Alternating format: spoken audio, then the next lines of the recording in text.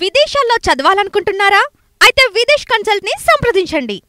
పవన్ కళ్యాణ్ గారి మీద ఒక కామెంట్ చేస్తున్నారు. ఆయన మొదట్లో అంటే రాజకీయాల్లోకి వచ్చినప్పుడు చెగువేరా గారి పేరు ఎక్కువగా యూజ్ చేసేవారు. అంటే ఆ ఐడియాలజీతో వచ్చాను, నేను సమ సమాజాన్ని స్థాపిస్తాను అన్నట్టు ఎక్కువగా అంటే ఆయన ఐడియాలజీ ప్రతిదాన్ని ప్రతిబింబించేది. కానీ అంటే చెగువేరా అనగానే ఒక మానవతావాదం.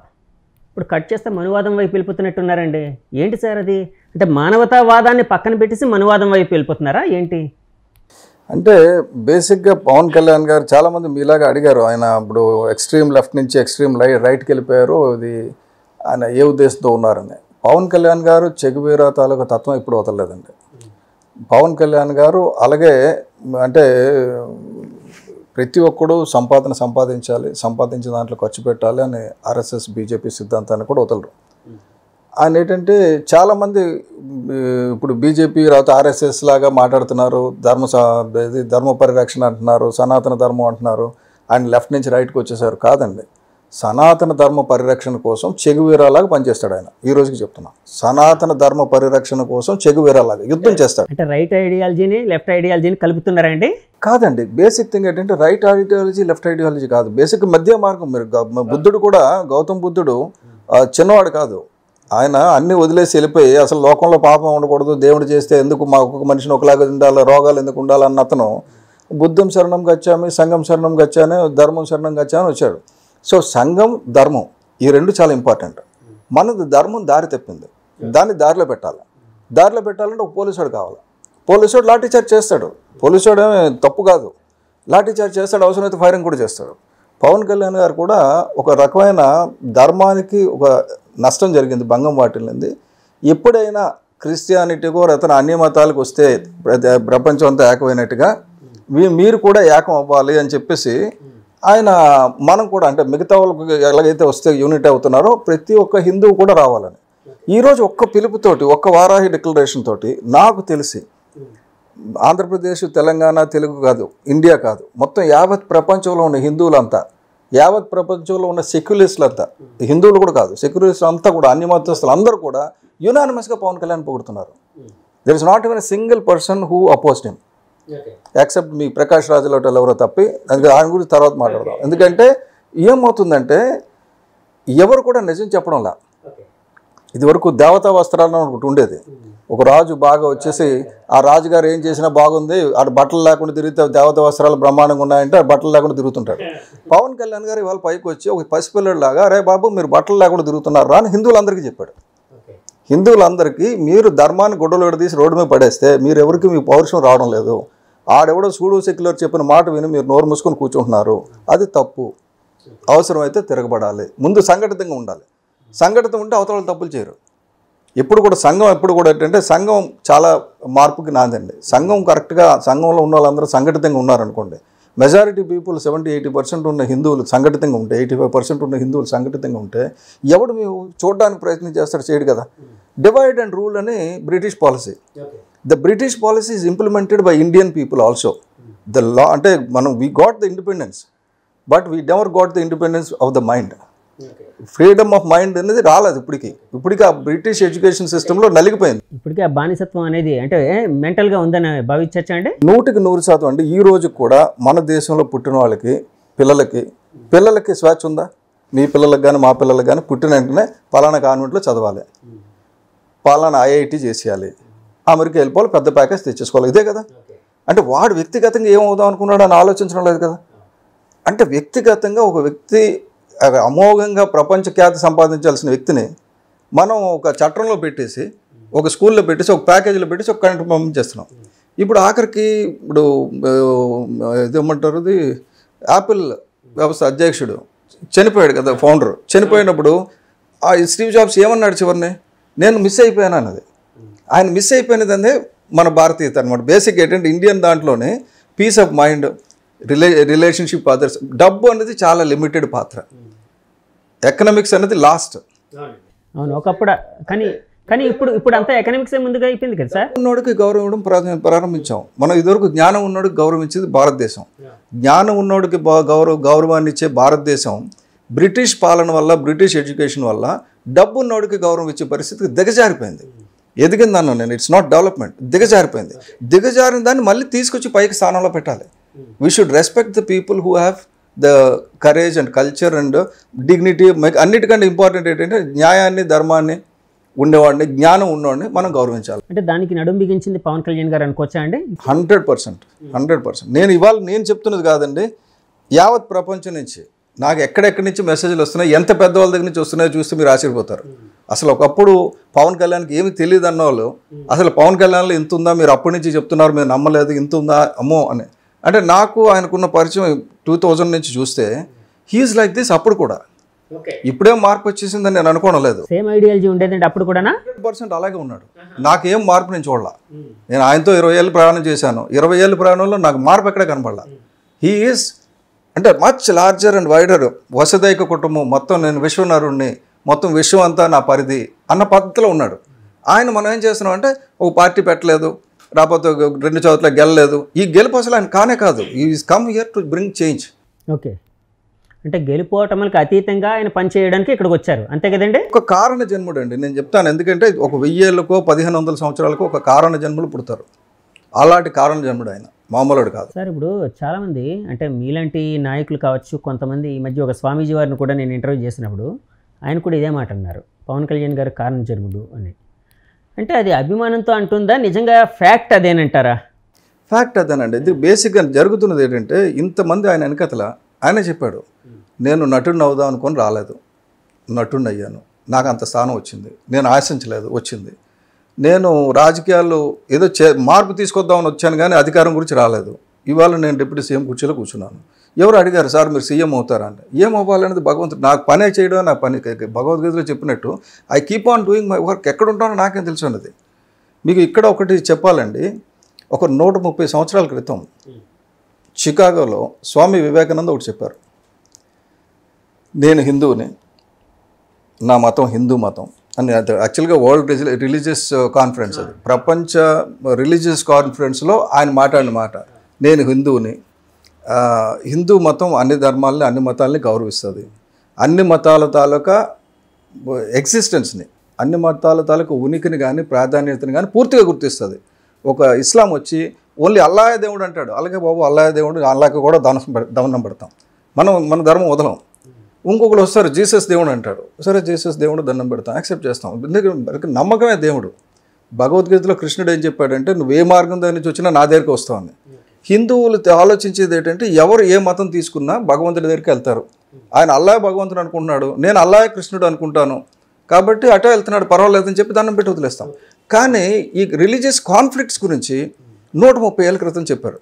ఇప్పుడు ఈరోజు నిన్న మొన్న జరిగిన దాని సమావేశం గురించి అడుగుతున్న కాన్ఫ్లిక్ట్స్ గురించి సమాధానం స్వామి వివేకానంద గారు 130 ఏళ్ళ క్రితం చెప్పారు. ఏం చెప్పారు సార్? ఏం చెప్పారంటే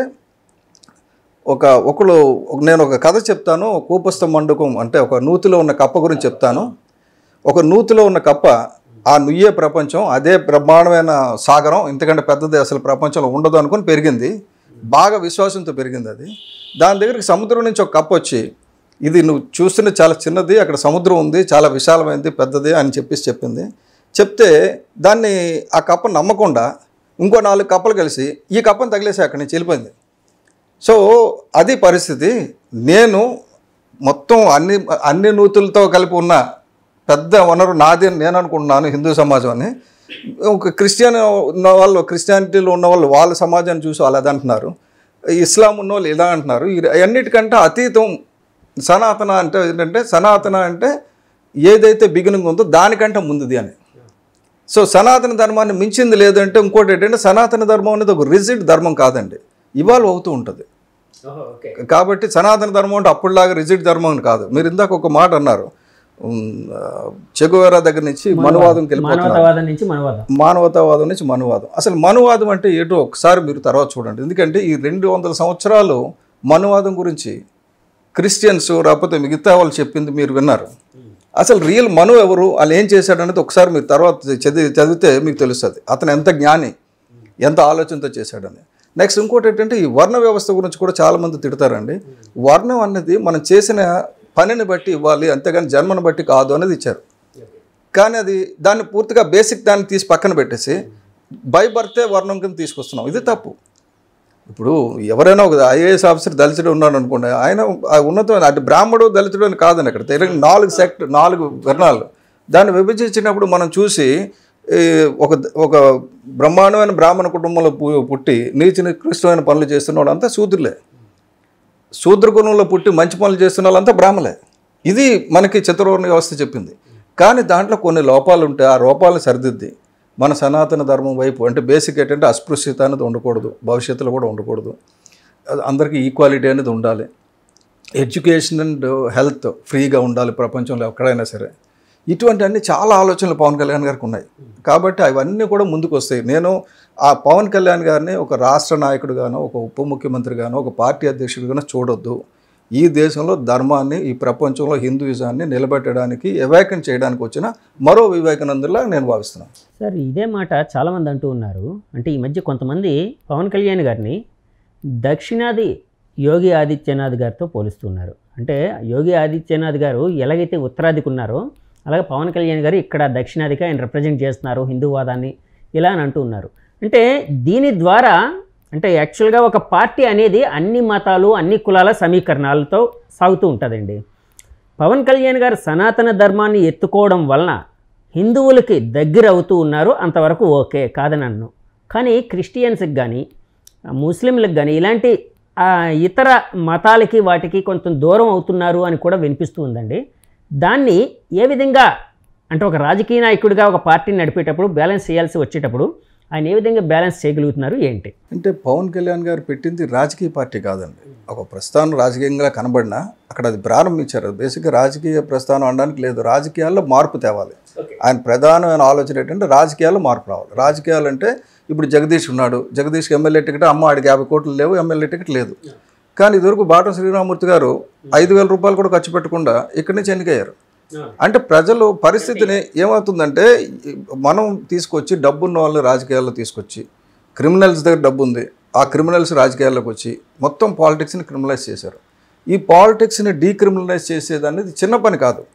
దానికి సర్జరీ మీరు మీ దగ్గరలో తప్పు మనుషులు వస్తున్నారు కదా అంటే సర్జరీ చేయడానికి కత్తి అవసరం అని చెప్పి ఇదివరకు ఎప్పుడో సుష్మా స్వరాజ్ గారు భగత్ హెచ్కేఎల్ భగత్ సుష్మా స్వరాజ్ టీవీ ఇంటర్వ్యూలో చెప్పారు, మీ దగ్గర ఉన్న చెడ్డోళ్ళందరినీ పంపించేయండి అంటే మీరు గుండాలను పంపిస్తే కాపలాగా మమ్మల్ని కాపలు కోసుకోవడం మా దగ్గర కొంతమంది ఉండాలి కదా అని. కాబట్టి ఇదేమంటే కత్తులు అన్నీ ఉంటాయండి, సర్జరీ చేయడానికి కత్తులు వాడతాం, మర్డర్లు చేయడానికి వాడడం. మా దగ్గర కత్తులు ఉంటాయి చెప్తున్నాం కదా. డెఫినెట్గా మా దగ్గర బలమైన నాయకులు, ఇంకా బలమైన నాయకులు చాలామంది వస్తారు. వచ్చి వాళ్ళని మార్చి వాళ్ళని మనం సర్జరీ చేయడానికి వాడతాం తప్ప వాళ్ళని మళ్ళీ కత్తులు పట్టుకుని పొడిచే సంస్కృతి తీసుకెళ్ళాం. అంటే కాదు సార్, అంటే మీరు చెప్పదలుచుకుంది ఏంటంటే మా పార్టీలో కూడా కొంతమంది అంటే ఏదైతే చెడ్డ పనులు లేకపోతే ఒక నెగిటివ్ ఇమేజ్ ఉండే వాళ్ళు కూడా ఉన్నారు అని చెప్పడమా మీ ఉద్దేశం? నెగిటివ్ ఇమేజ్ ఉన్న వాళ్ళనే కాదండి, నెగిటివ్ ఇమేజ్ ఉన్న వాళ్ళు అన్ని పార్టీల్లో ఉంటారు. టెక్నికల్గా చెప్తే మనలో కూడా ఒక సైతాన్ ఉంటాడు, వాడిని పడుకోబెట్టి మనం మంచివాడిని లేపాలి. అది ప్రతి ఒక్కళ్ళు కూడా ప్రతి పార్టీలో ఉంటారు. అది నేను అందుగురించే నేను మిగతా పార్టీ వాళ్ళు చెడ్డోళ్ళు అని అన్నాను. నేను నార్మల్గా మీరు ఎప్పుడైనా చూస్తే బీజేపీ వాళ్ళు అంతా చెడ్డోళ్ళు, టీడీపీ వాళ్ళు చెడ్డోళ్ళు, వైసీపీ వాళ్ళు చెడ్డోళ్ళు అని ఎప్పుడు అనలా. ఎప్పుడైనా ఒకరిద్దరు వ్యక్తులు ఉంటారు ప్రతి దాంట్లో. కానీ అలాగే మతాలలాగే పార్టీలు కూడా మంచి ఉద్దేశంతో పార్టీ స్టార్ట్ చేస్తారు.